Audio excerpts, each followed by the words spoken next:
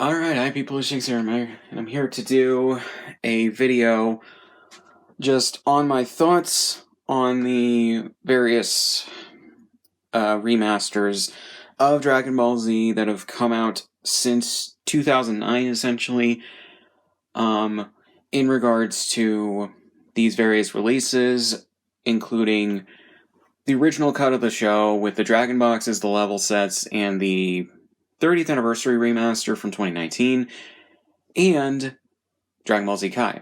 Dragon Ball Z Kai is going to be an interesting talk, but in a little while. It's not the original cut of the show, so I'm not going to be focusing on it too much. But I did watch through the first episode each on these three main releases, with the Dragon Boxes, the level sets, and the season sets. Or, not season sets, but 30th anniversary Blu-ray masters. And since this remaster for the 30th anniversary set, which were re-released in these steelbooks, is essentially almost verbatim what they did for the 2013 and 2014 releases. For those Blu-ray season sets that were essentially the orange bricks on Blu-ray, but slightly less bad because it kept the line quality, or at least tried to keep the line quality intact, and did the cropping more selectively, but also was bad because of the fact that it, for one, was cropped, and then two, some of the cropping was actually worse than the orange bricks, which was just fucking weird. I'm just going to be talking about each of these releases. Note, I have only seen the first episode of each of these sets, so please do keep that in mind, but I think that that's enough to go off of for at least an initial thoughts video in regards to the remasters of these. Level sets, I believe I've seen one of the later episodes from level 1.2, but every one of these three releases, I've only just watched the first episode each.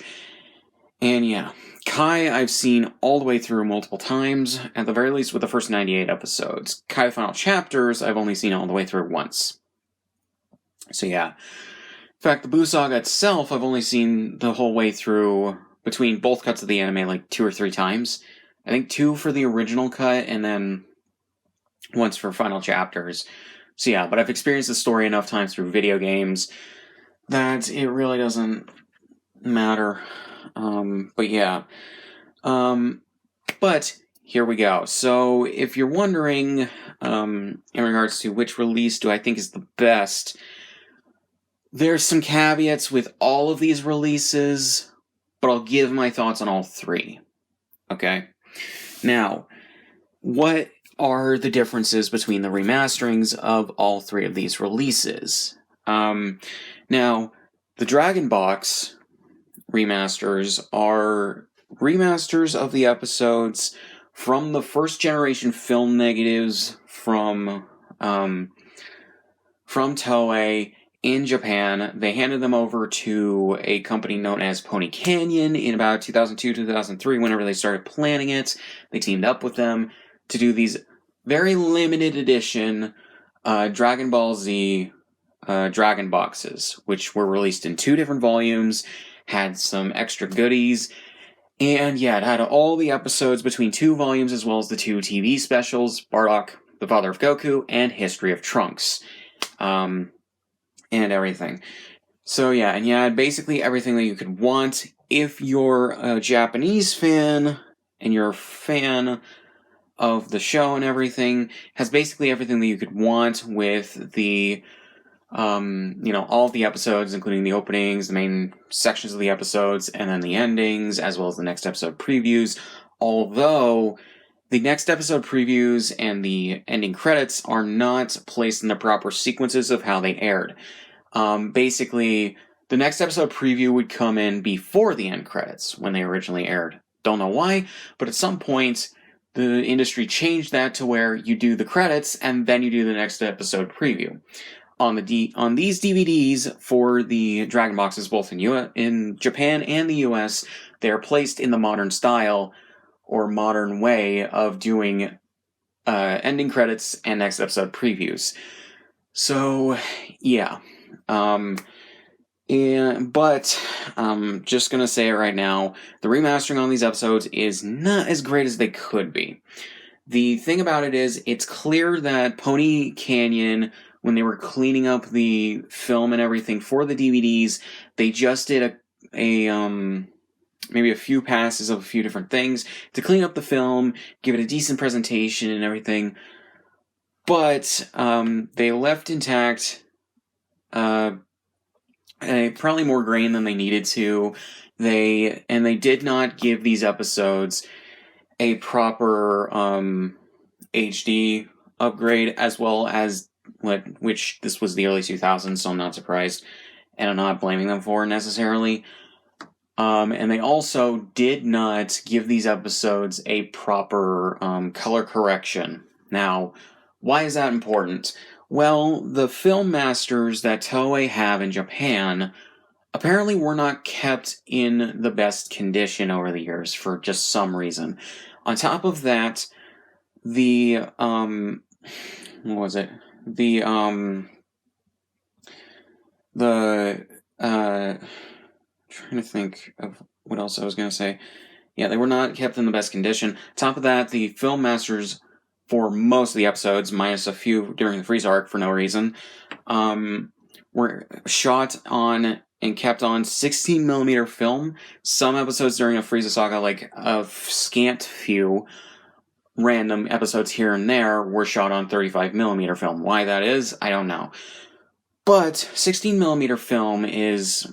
It makes sense for the time that the show was being produced. 16mm for the longest time, if you were to have a TV show shot on that, which a lot of old TV episodes, or a lot of old TV shows were, especially before VHS was a thing, and you could film episodes and keep them on VHS tapes, basically, or some kind of tape masters.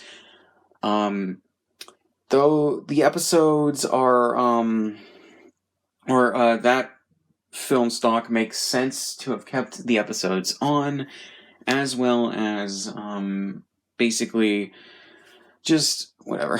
But yeah, basically it just makes sense that those episodes were kept on 16mm film.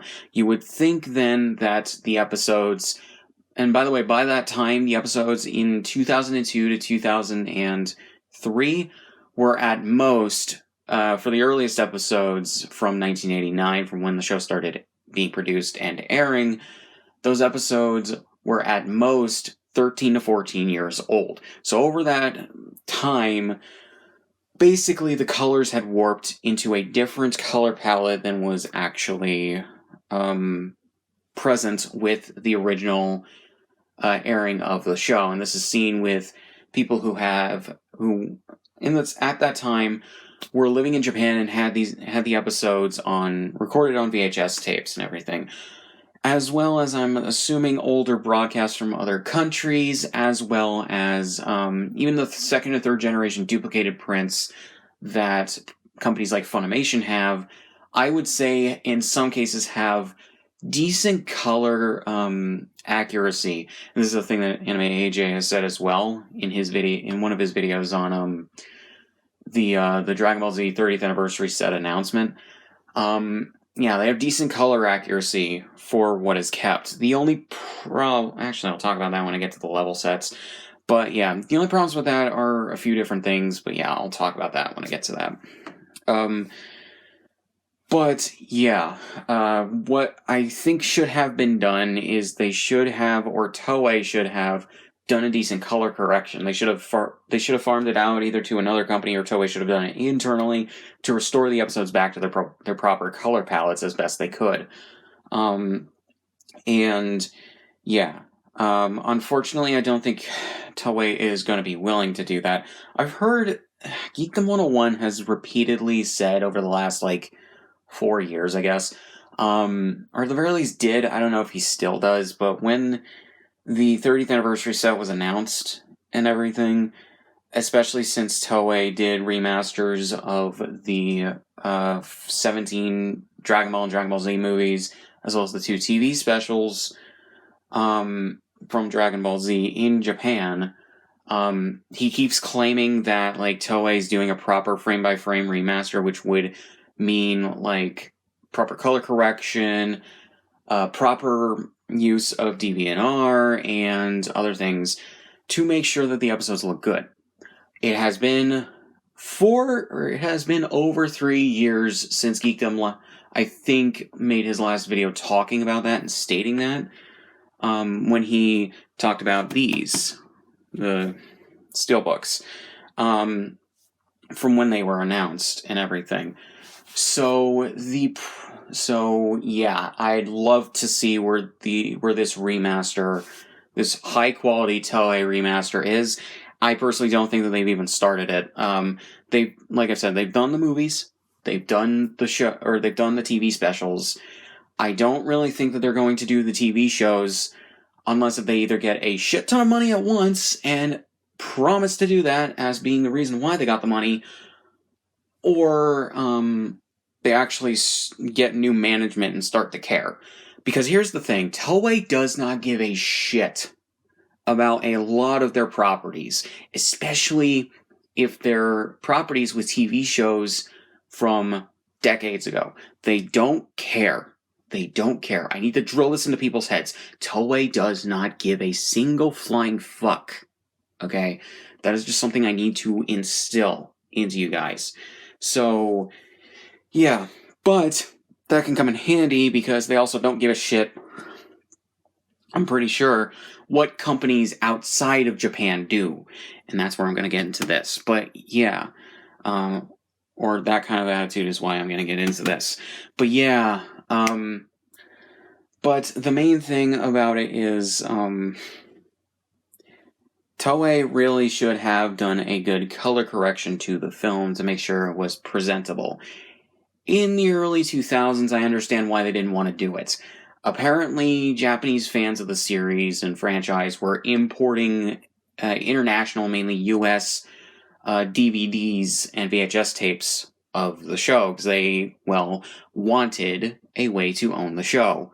And Toei was not providing that. They only released VHS tapes of the movies, possibly the 2 TV specials, but I'm not sure. So they thought, hey, these people are importing these, let's put out our own release. And so they did. That's where the Dragon Boxes come from. Now, the Dragon Boxes, like I said, have warped colors. What does this mean? Basically, some colors are shifted into hues that they did not originally have.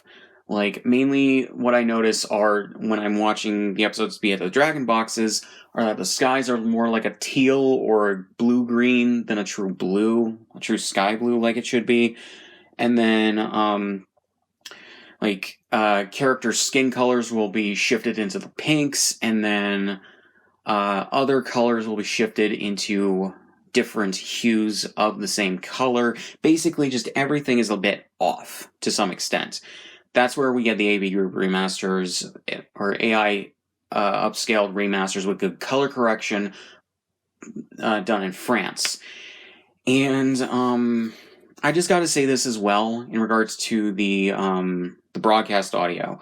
In regards to AB Group putting the broadcast audio for the Japanese track on their first set for Dragon Ball, for the remaster and everything. Some people want to claim that Toei did not give them the go-ahead to use that broadcast audio on the release. I don't really think A, Toei cares, and B, AB Group wouldn't have used that if Toei didn't approve it. Here's the thing of why I think people think this. Toei, when it came to the broadcast audio, there were a group of fans who collected all of the original Dragon Ball and Dragon Ball Z for VHS rips of the broadcast audio. And yeah, and it's a higher quality stereo track versus every single one of these releases, which has a really badly, decayed, mono track. Because Toei, in their infinite fucking wisdom, just decided to junk all the audio masters and recordings and everything for mainly the dialogue. But yeah, from the completed audio masters and everything, because they still have high quality recordings of the music and sound effects, I believe. But basically, all of the dialogue that was recorded back in the 80s and 90s for Dragon Ball and Dragon Ball Z, and actually, no, not GT, but Dragon Ball and Dragon Ball Z for the TV shows is now gone. They legitimately just threw that shit out or wiped the shit so they could reuse the tapes. So, yeah. As a result, they just saved the audio track onto the film itself. Not necessarily that bad of a solution, but because they didn't have VHS releases at the time, or even Laserdisc, or whatever, this high quality versions of this audio were not properly saved. And so fans have had to gather together various VHS recordings from various other fans and make sure a complete collection of this audio is in the hands of Toei and other licensed, or other companies that licensed Dragon Ball. Unfortunately, for some reason, Toei didn't want it. You may think why. I don't have a good answer. The people who are the heads of Toei are fucking stupid. They are stupid, they are bullheaded, they don't understand anything in regards to properly, I think, running a company, or maybe they do for properly running a company, but they don't understand anything in regards to giving fans what they want, or making sure that there's a good presentation of their older products for fans who want to have like home releases of this shit. They don't care. That's the problem. But yeah, so when it comes to the Dragon Boxes, I would say that these are about a 6.5 to a 7 out of 10 overall in regards to presentation quality of the episodes on the discs. They are fine for when they were released. Again, that's 2003 in Japan. Now, the US Dragon Boxes were released between 2009 and 2011. So, yeah, they came out right after the Orange Bricks. And for the time, I would still say that they are okay. 6 years later, 6 to 8 years later, it's like, whatever. However, they have aged not great. And when it comes to the color correction needs, yeah, it's going to take a different company than Toei to actually do it. But yeah, now the reason why Toei don't want to do that or do that themselves is, for one, they might not have, or they might not want to put the extra money towards it. That would take a lot of money to remaster 291 episodes of Dragon Ball Z, 153 episodes of Dragon Ball, and 64 episodes of GT, plus, another TV special, which would be for GT. I'm pretty sure the History of Trunks one got remastered for Z, so those got done. But yeah, so overall, that's 508 episodes, I believe, last time I did the math, and a TV special. And they're not going to want to do that. That's 20 to 25 episodes, and yeah, they just don't want to do it. So, yeah, it's going to take another company besides Toei to do that. Thankfully, AV Group is on the job, at least for original Dragon Ball. And hopefully they'll get the second set out at some point in the near future. Don't know why it's not at least been, properly announced with, a trailer or a product or a box reveal or whatever. But, whatever. So, yeah. So about a 6.5 to a 7 out of 10 for this. At least in regards to modern standards. Back in the 2000s, this was probably seen as the best. Especially since Funimation just couldn't get their heads together and actually produce a decent release of their own. But yeah. But then we get to 2011 and we get to the level sets. These, I would say, are a good successor to the Dragon Boxes. They're not great, and I will explain why. But if the level sets had been continued and we got season sets that collected 2 volumes per thing together, I would say you could easily get the level sets over the Dragon Boxes and be pretty happy with it. Here's the thing, though. The level set remasters were done by Funimation themselves in conjunction with, I'm assuming, a post-production company in Texas, and with people that actually care which is good. So there's a good amount of work that went into this. The problem, however, is while Toei had their first gen masters, Funimation had third gen duplicated prints. And if you don't know what that means, basically take the film that Toei had, or has, and at some point before the colors started warping, at least that badly, you duplicate each episode onto another film reel, and then you do that again. So yeah, you copy the second gen, and that's where you get Generations in regards to that. And then you copy that second gen film master onto another one. That's basically what you're talking about. You get a bit of extra grain, maybe a bit of extra like dirt and other stuff on it, but that's basically what it is. Plus, you get some quality degradation, unfortunately, as you go through that. So, stuff that is clearly seen on here may not be seen on here. The problem with the level sets as well is that they have slightly bad colors when it comes to some things. Like the Dragon Boxes, all they need is a color correction to reset the white balance, change some colors back to more of what they had originally, and they'd be good. I would say. Maybe a light grain reduction. But yeah, the level sets have a bit more grain because of the fact that they were third-gen duplicated prints, as well as a bit of color degradation. Not too bad of color degradation, but yeah. On top of that, there's this thing in photography known as crushed blacks. And what that means is, I've explained this in a few other videos, but what it means is, you take the black of Goku's hair. If the background behind him here were the same shade of black, all you would see in regards to this is Goku's hair bleeding into the background minus the highlights in his hair. So yeah. Or better yet, Vegeta here, which, funnily enough, this picture, or this art was taken from one of the discs on the Dragon Boxes. Because his hair doesn't have, or it kind of does. Okay, so his hair is kind of purpley, so that's bad. Thing right here. But yeah, take Vegeta right here on the Steelbook, which this is just a redrawn version of that earlier art. But say the background here, instead of being blue, a dark blue, was black, and the same shade of black as Vegeta's hair.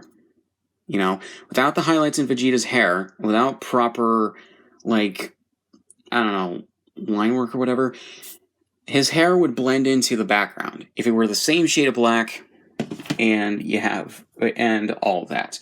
So yeah, you get that in some places for the level sets, as well as other dark areas, losing some of the fine detail, and yeah, to the point where you can't make a ton out if you're looking closely at it.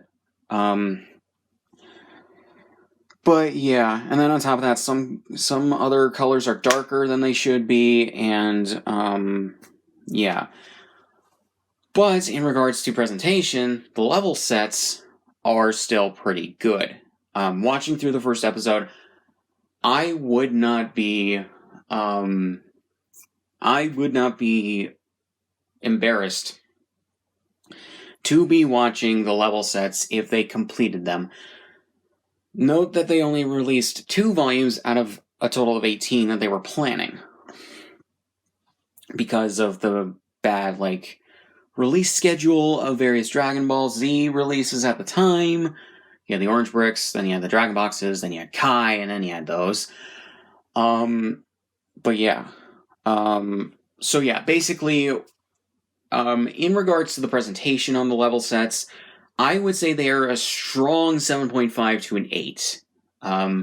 If only because while the colors could be better, they could be a little lighter, they could be shifted back to what more so what the cells had and what the intended colorization of this would be, or the episodes would be, as well as maybe a brightening in some of the dark areas to bring out a bit of that detail and everything, or more care when it comes to the dark details.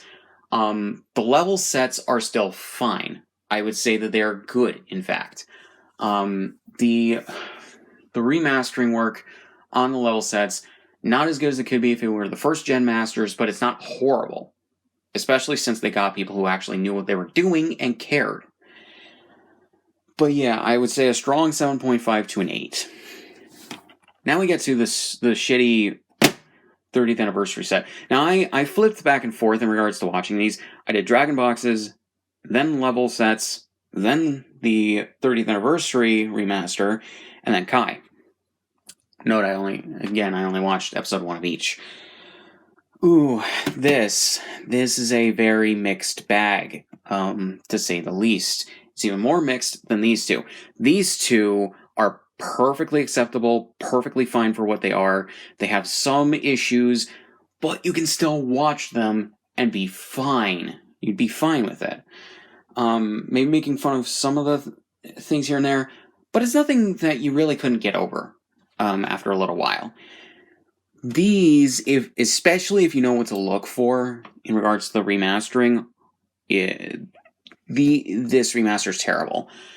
The reason why I say that is because of the heavy DVR solution that they applied to the film, or the footage, the fact that they scrubbed away as much of the film grain as they could feasibly get away with the DVR, but then, what was it? But then, applied a sharpening filter and everything, and then, it still has the bad color issues of the level sets, but because of that, they scrubbed away a lot of the detail, unfortunately, with the DVR and sharpening solution.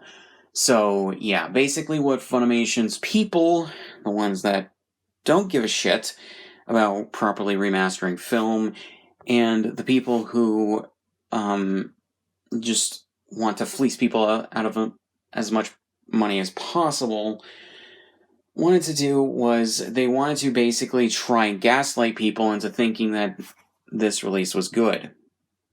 It's not. Granted, I can understand why people would think that this remaster is fine, or is even good, or even better than any of the other releases. For one, it's in 4x3. I can give Funimation that, but for some reason, Crunchyroll, after they absorbed Funimation, because Sony, they re-released, rather than re-releasing these masters, they re-released the shitty 2013 to 14 masters and Blu-rays and everything. And the fact that for some reason they won't put the fucking orange bricks out the pasture like they should. When it comes to, what was I gonna say? I'm trying to think of what I was trying to say. I lost track. But basically, they basically, right, the people at Funimation, basically when it came to this remaster and the 2013 to 2014 Blu-rays, is they wanted to make sure that they didn't have situations like when it came to wobbly frames or with intentional shaking, for emphasis and everything, and whatnot. They, the DVR solution would not delete the lines of animation. That was the major thing that they were looking towards when doing this remaster. They also, I hate what they did with, in regards to what they were confirming with the blog post. There was nothing more transparent, I think, than that blog post in regards to them actually coming out and saying why they do the shitty things they do when they remaster Dragon Ball Z so much. So, yeah.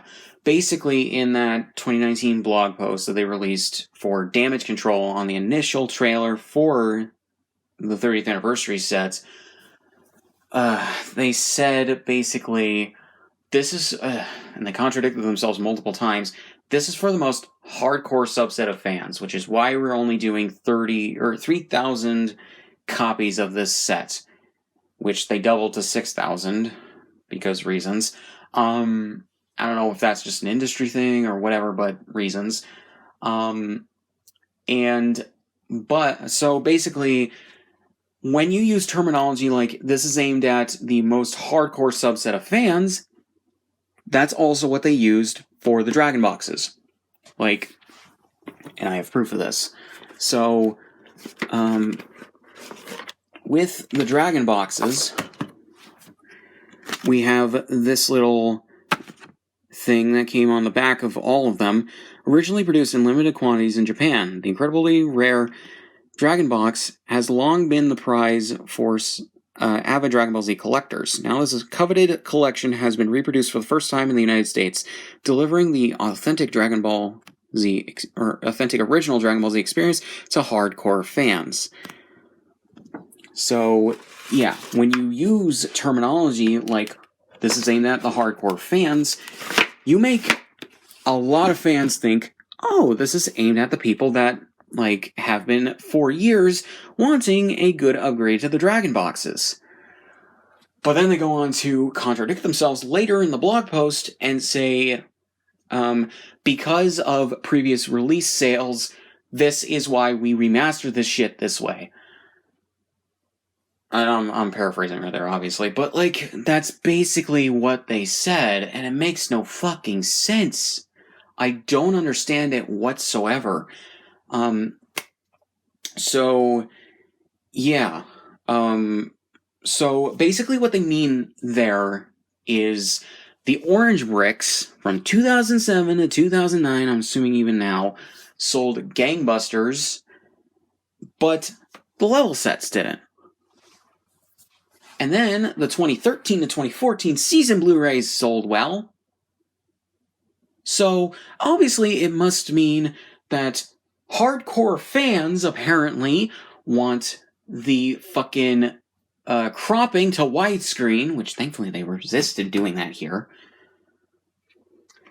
They want the heavy DVR solution. They want the shit color correction. They want the shit just oversaturation of colors and turning up the fucking brightness to uncomfortable levels. And, yeah, rather than, just doing what you did for the level sets. This is something I genuinely don't understand why these people attempted to fucking gaslight people with this shit. It's so fucking obvious what they were doing there, But yeah, and legitimately, apparently, the only thing that they thought that hardcore fans, even though there have been plenty of videos over the years explaining why this isn't the case, apparently the only thing hardcore fans wanted was no cropping and keeping it in 4:3. Despite the fact that, the first episode was overly cropped into the 4:3 aspect ratio, which is another thing I give to the level sets. At the very least, the cropping to 4:3 from the original film negative to take off the rounded edges, at the very least it was done in a way that made sense,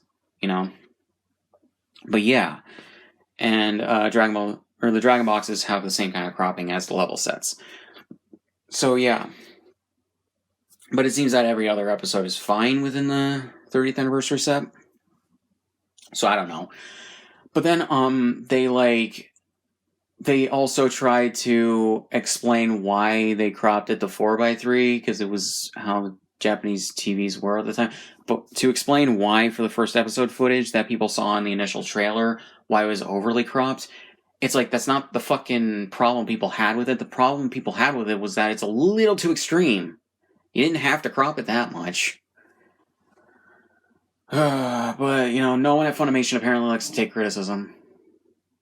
So, yeah, unless if it benefits them. So, yeah. But everything as a result of how they DeviantAr'd the fuck out of this and then did the sharpening solution makes a lot of mainly the backgrounds, but also things with the characters, look like fucking watercolors. It literally looks like they fucking originally colored the shit with fucking watercolors, which is not how that was done. Okay? Like, it's cell animation. It's not fucking, it's not digital inking. For some reason, Funimation wants to make Dragon Ball, or Funimation for years has wanted to make Dragon Ball Z look like it's more hip and modern. So, they want to make it look like it was digitally animated. No. Just don't. Please just don't. And, Like, what? So the Dragon Boxes didn't have enough done to them. Level sets had almost everything well done to them. It's just that they had a few flaws in regards to the 3rd gen masters that they had. And then these went in the opposite direction of having too much done to them. Done by people who do not understand anything. To give this a rating, comparing to the other 2 releases, and just by itself, the presentation on these discs, I would rate it maybe like a 2. The only thing I can give this shit, comparing to like the 2013 to 2014 Blu-rays, which I did not buy once it was announced that they were going to be cropping it, which, by the way, they put out I've said this before as well, they put out a questionnaire or a poll through emails before they did them, asking if people wanted to have, if they were to do new Dragon Ball Z Blu-rays, if they wanted the show in 4x3 or 16:9. As if you had to actually fucking ask. And according to someone else at Funimation, who works at Funimation, when they were talking to the people at Kanzenshu, when Kanzenshu asked them about certain things in regards to their remastering processes of Z, apparently most people voted for 4x3, but they quietly ignored that and went with widescreen anyways. Despite what most people, I guess, at the time thought, which was that people voted for 16:9. But no, most fans would want 4x3 Dragon Ball. They don't need widescreen. At the time with the Orange Bricks, I can see why they did it. They wanted to have a complete release of Dragon Ball Z. They wanted to sell it to as many people as possible who were fans of the series or heard about the series and wanted to give it a try. And they wanted to appeal to the people who were just at the time now getting widescreen 16:9 TVs and did not want the black bars on the sides. It was stupid that they did it, but I can understand why they did the cropping. When it came to the 2013 to 2014 Blu-rays, I do not understand the cropping whatsoever. You are literally losing like information at the tops and bottoms. You're losing 20% of the art at the tops and bottoms of the screen, even if you're opening up a little bit of the sides, which you're not getting too much on the sides. And you're doing things like ruining the shot composition, and you're making the shots look weird when you crop this in any way, even if it's selectively cropped. Just don't crop it. Do not crop it.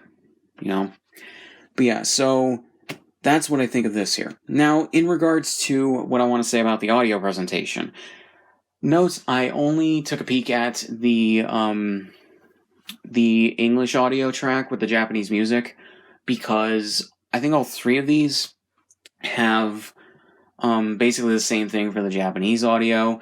The 2013 to 2014 Blu-rays tried to make the Japanese audio sound less muffled and a bit better by, I think, equalizing it and everything, and doing some other things to try and make it sound better. You can't really do much, unfortunately, unless if we get the kind of AI tools that Peter Jackson has, that he used for the Beatles Get Back, and has allowed Apple Corps to use for remixing the Beatles' earlier music from before Sgt. Pepper. But yeah. But that's yeah. And you can just take out the dialogue audio and make it sound as crystal clear as possible through that, which that's where the broadcast audio would come in more handy, because you could easily just splice out that audio and just clean it up and make it sound better than you could with the mono track from these releases. But yeah, and then you just do a 5.1 track, which Funimation already did for the English dub, so you could just splice in the Japanese audio, or the Japanese dialogue audio, and then you just make a 5.1 track out of that.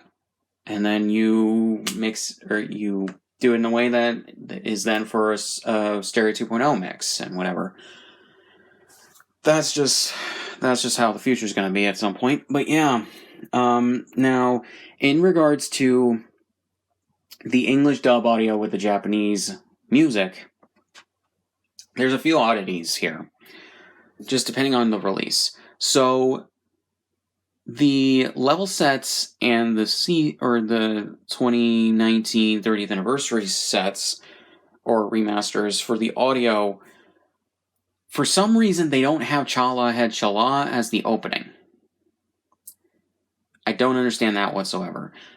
I believe ever since the Orange Bricks, Funimation, with their 5.1 Japanese music English dub track, has for some reason had, I think it was probably Nathan Johnson, whoever it was, that produced music for them, for when they were redubbing the first 67 episodes, I think. Because they couldn't use Rock the Dragon because it just doesn't sync, because it was made for a different cut, or a different opening entirely that cut out a bunch of stuff, spliced in some stuff from movie 3, and then whatever else. They couldn't use Rock the Dragon. On top of that, that really just belongs to the Ocean dub, so I don't really care. But they had, I think it was Nathan Johnson or some other musician that they hired, produce an instrumental track for the show to go with the first opening. The second opening, I'm not sure. I'd have to check. But rather than getting Chala Head Shala for the first opening, which it should be, what you have instead is this instrumental track. And here's the thing. I don't actually hate this instrumental track. I actually think it's pretty good. But what I don't understand is why I understand it for maybe the broadcast music track. What I don't understand is for the Japanese music track, why you don't have Chala Head Shala? What is the point there? They clearly would have had to have licensed it for the mono track to make sure that they had the clearance to use all the opening and ending songs, and then the insert songs for the mono track. But for some reason, they don't mix those into the English track with the Japanese music. I don't understand that whatsoever. Yet they have the endings intact. At the very least, the first ending song. They have that intact. That is extremely weird and inconsistent. I would understand if they replaced the openings and endings or both the openings and endings, but just to replace Chala Head Shala, I don't understand that. The Dragon Box, though, for the only English dub track that is on it, which is with the Japanese music, the Dragon Box does have Chala Head Shala for the opening for that track. So I don't know why. I'm thinking it's because, well, for one, the English dub track being on these discs was literally an afterthought, then pretty much last minute. But the saving grace about it is the fact that, they did splice in Chala Head Shala for the openings. Why they didn't keep it for these, I don't know. That's something that I don't understand. It can't be a license, and if people are going to say, well, it's a licensing issue, it can't be a licensing issue because they would have had to license it for reuse for the Japanese voice track for these releases, for all of these releases. Okay? But yeah, it's a similar thing to the original Dragon Ball, where they didn't have any of the insert songs for some reason. I understand if maybe they couldn't dub them into English, but I don't understand just why not use them whatsoever. Or why they wouldn't use them whatsoever. I don't understand that whatsoever. It just doesn't make any sense to me. But yeah, it's just so baffling to me, and I don't understand why that was done like that. Next, we have the English dub just in general. Oh yeah, something with the presentation of the episodes as well. After the DVD singles, for both the uncut sets, I believe. Funimation does not use alternate angles for the title tracks, or not title tracks, title screens for the episode titles. Now, what that means is, back in the old days with those single releases, they would have the Japanese title cards for the episodes when you chose the Japanese audio track. When you chose the English one, you got the English one. It wasn't they weren't translations of the Japanese episode titles, but you still had them intact depending on which audio track you chose. The Dragon Boxes, because they're appealing more to the Japanese side, or the fans of the Japanese version, keeps basically everything intact from the Japanese release, where you have the Japanese credits on the openings and endings, you have Japanese title cards, and you have the next episode previews. However, if you watch with the English track, the next episode previews, because they then dub them, are simply skipped over. So yeah, if you're watching with the Japanese audio, though, they'll play in proper sequence. But yeah, the level sets and the season set Blu-rays and the 30th anniversary Blu-rays, I don't believe they have the next episode previews whatsoever. So yeah, on top of not having the Japanese title cards, or at the very least, English versions of the Japanese title cards, where they are translations. At this point, I really don't understand why we can't just revert the titles of the episodes back to their Japanese ones, or translate them into English, and just have those in there. I don't think anyone really gives a shit anymore about what the episodes are called in English. On top of that, the confusing angle is, for these sets, since they still have the Japanese audio on them, you have the characters that announce the episode titles saying them over the title cards. But since you don't have the alternate angles, they say them over the English titles. And you have the subtitles saying the right names of the episodes, translating what the characters are saying. This is something I just don't like whatsoever. If you want to keep the English title cards, okay, whatever. Have that defaulted to the English track with the broadcast music. Then do Japanese title cards, or at the very least an English translation of the Japanese titles, as an alternate angle that'll switch when you're either watching the Japanese voice track or the English dub track with the Japanese music. I don't understand how this can't be how this can't be done. Granted, I think if the people at Funimation gave a damn, they would have redubbed all the episodes in their entirety when they were redubbing them back in the mid-2000s to have a more accurate script of the Japanese dialogue. But we can't have that for some reason, so yeah. And yeah, someone will probably say, well, it was money concerns. They literally redubbed the first 67 episodes of Dragon Ball Z uncut. And then on top of that, they re-recorded a bunch of the earlier dubbed episodes from the Namek stuff where they started to have either better performances from the original actors, or have the actors that started doing the characters for the video games redub the characters into English for the US dub. Okay? Because most of those actors would later replace other actors that were originally there, and they couldn't get the original actors to come back, and they wanted it to be consistent across the different products. But yeah, that's basically what they did. They spent money doing that. They had to pay the actors, they had to pay the audio engineers, they had to pay the people to mix it, and then they had to pay the people programming the discs and everything. They had to spend money doing this, and then they also had to spend money having several people, I'm assuming, just to get this done as quickly as possible, listen to the Japanese voice track with the different music and everything, and place the music in perfect sequence for the 5.1 track with the Japanese music. Because they wouldn't have had it originally. So they had to spend money doing that. They spent all this money. Why not just redub all 291 episodes and the TV specials for the track with the English, or with the Japanese music? That would have been a good way to market either the Orange Bricks or the Dragon Boxes. I think everyone would have been fine with the English track being on the Dragon Boxes, even if they didn't prefer it, if that was on there. And I think people would have had an easier time accepting the fact that the US broadcast music audio track isn't on the Dragon Boxes if that were the case. I think people would get it a lot easier.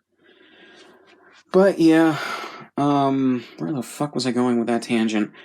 The title cards, maybe? But yeah, I don't know. Just the inconsistencies between these releases baffle me. Like, the Dragon Box is everything in regards to all the content. The levels and the season Blu-rays and the 30th anniversary Blu-rays do not. That's basically the thing there. But, oh yeah, the English dub. Regarding the English dub, I do not care for this English dub whatsoever. And it sucks because I do like the majority of the actors in the English dub. I feel like most of them are fine. But my criticism lies mainly in how the script was done and some of the directing choices given to the actors. Because if you are watching with the intent to criticize anything, to absorb the material and give a good analysis, you'll notice, especially if you flip on the subtitles like I did, there's added dialogue that does not need to be there. Dragon Ball, in regards to how it was originally produced, was a bit of a slower paced show, and they did have more of a quiet kind of thing going, where they allowed the visuals more to tell the story, and minimal audio at times, like minimal music, just sound effects, and maybe some voice tracks here and there of like just like voices like grunting or sighing or doing other things. And then we get to the translation. The translation for the scripts for this dub are terrible. Or mainly how they turned the translations into the scripts for this dub. They are terrible. And the main reason why I say that is because, if you watch the English dub with the subtitles for the Japanese version, you will notice a ton of the lines are not that accurate to the Japanese. There are some that are, but there are some that aren't. And then on top of that, I've noticed little things that change how you perceive either characters or scenes because of how the actors were directed to say the lines.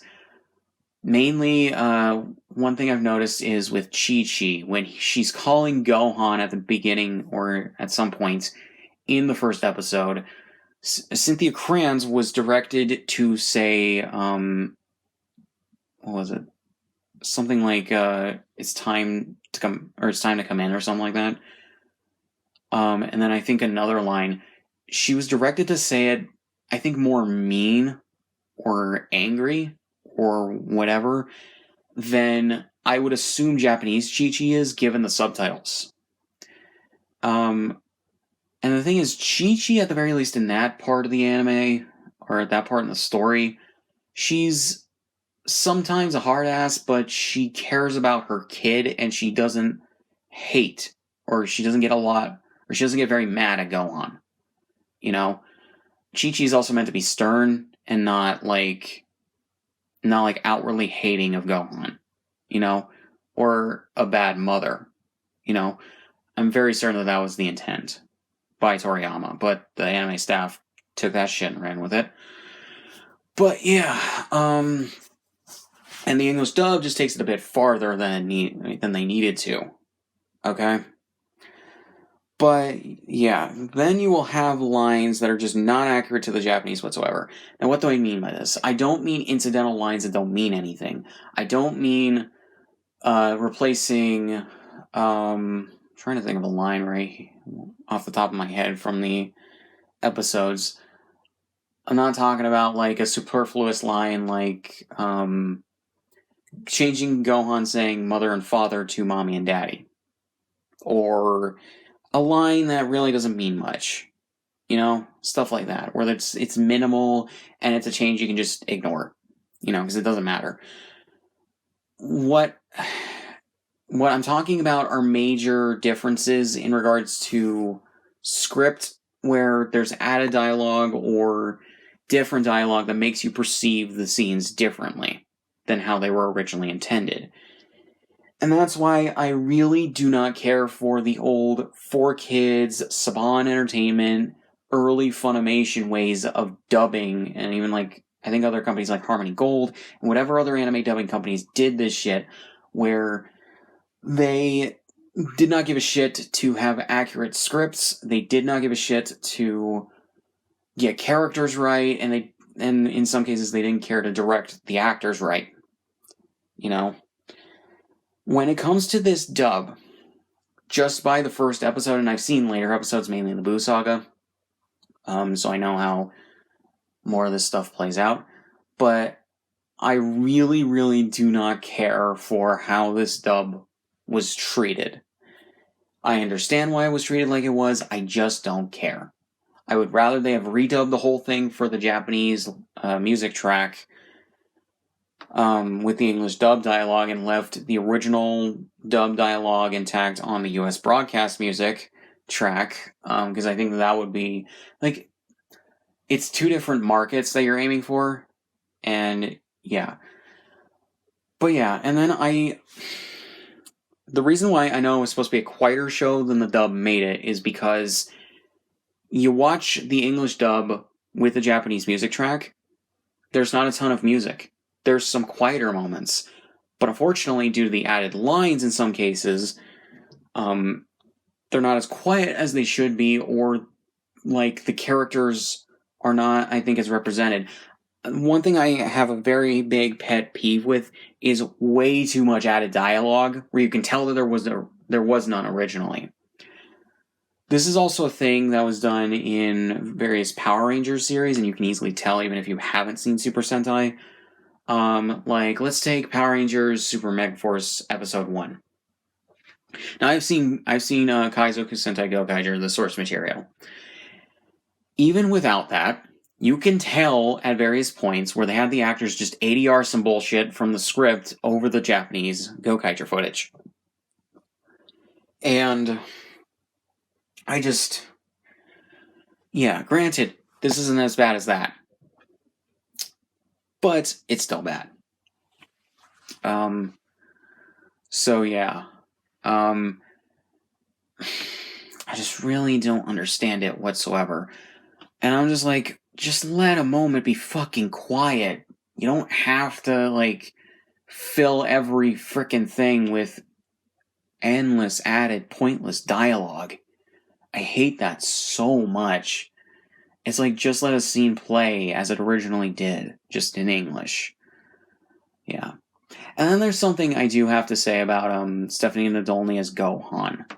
At least Gohan at this age. At the very beginning of Dragon Ball Z, and at this point in the manga, Gohan is about 4 or 5 years old. And I personally don't think that she's a great fit for Gohan at that age. The main reason for that is because the voice sounds too deep for a child of that age. When Gohan gets more close to his preteen years, I think that that's fine. When he's in, let's say, the Frieza stuff or the Android stuff, I think that that's fine. You know, because it's at that point where his voice might actually be getting a little deeper. And I'm fine with her playing. I was fine with her playing Goku at the age that he was at for most of Dragon Ball and in GT. You know, but the problem with Stephanie Nadolny is I don't personally think that she could actively get her voice more high-pitched and have it sound natural. I think it's better if she plays kids, like, if she were to play a kid like Ben 10's age, where he's like preteen years or teenage years. I think that she would be a good voice actress for boys that age. I don't think that she does well for anything below that, you know? In this case, I think Colin Klingenbeard is a bit of a better choice for Gohan at that age. However, later on, I don't really care for Colin Klingenbeard as Gohan when he's teenage, or when he's like preteen, but I do like Stephanie Nadolny more for that Gohan. You know? It's a bit of a paradox, but yeah, and unfortunately Stephanie Nadolny no longer works for Funimation because reasons that really have never been properly, like, said, as far as I know. Now let's go with Dragon Ball Z Kai. Now, the first episode of Dragon Ball Z Kai cuts out a good 2/3, I believe, of the first episode of Dragon Ball Z. So can't really say much. I will say, however, the remastering that Q-Tech did for Kai, for the footage that was kept, is just a good remaster. It is a good color correction of what is essentially the Dragon Box footage. And just a good remastering as well into HD, even though it's a little soft at points, and some things as well were digitally cleaned up and reanimated at points, and you can tell when it's spliced in like that. But I would say the remaster for Dragon Ball Z Kai is pretty good. It's not perfect, could be better, but it's still fine for what it is. I would give the presentation for Dragon Ball Z Kai basically an 8.5 to a 9 out of 10. Again, not as good as it could be, but I still think it's better than a lot of people give it credit for. What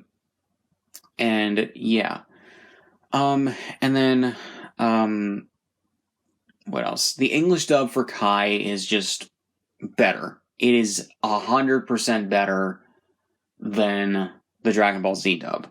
It is no contest. It's more accurate to the Japanese. Even when the lines are slightly changed, the scripting is still fine, and it's good for the scene it's in. And the acting is so much better. And the characters fit better with their English dub voices for the ones that were switched when they started dubbing Kai. For the English dub, I'd personally give Kai a 10 out of 10. The English dub for the original Dragon Ball Z, I'd give like a 4. But yeah, like a 3 or a 4. But yeah, there's also something weird in regards to all of these releases, or just different ways of doing these releases. The Dragon Boxes were, in regards to the menus, the DVD menus were formatted for both 4x3 and 16:9. So depending on which TV you're looking at these on, the DVD menus are going to be in those aspect ratios, depending on which you're viewing it on. However, it gets inconsistent afterwards. Level 1.1, I believe, was 16:9. Like, it was framed in 16:9, I'm pretty sure, if I'm remembering right. But yeah, Kai, at the very least for this part, or this re-release, is formatted in 4x3. So is the 30th anniversary set. I don't know why. They're formatted in 4x3, even though they'll be viewed on 16:9 TVs, because for Blu-ray, you can't watch it on a 4x3 TV unless you have some weird converters. It's really odd, and I don't understand it. The weird thing as well is that Kai was coming out. Kai came out, in regards to Funimation's releases, about a year or year and a half after the Dragon Boxes came out in the United States. The 30th anniversary sets came out exactly 10 years after the Dragon Boxes, and after Kai started airing in Japan. Oh my god, it's so fucking dumb.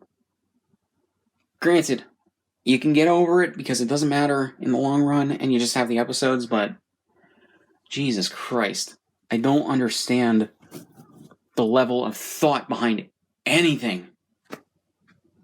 But yeah. But that's basically it. That's how I wanted to go over these. If I watch more in the future, and I probably will, of these releases to do like specific comparisons, because I'm thinking of doing some experiments with that. I will probably do more videos on them, probably more edited videos, maybe shorter videos, but yeah. So, yeah. So, I really don't have much else to say. So, links in the description, all my shit. Subscribe if you want, and I'll see you guys in the next one.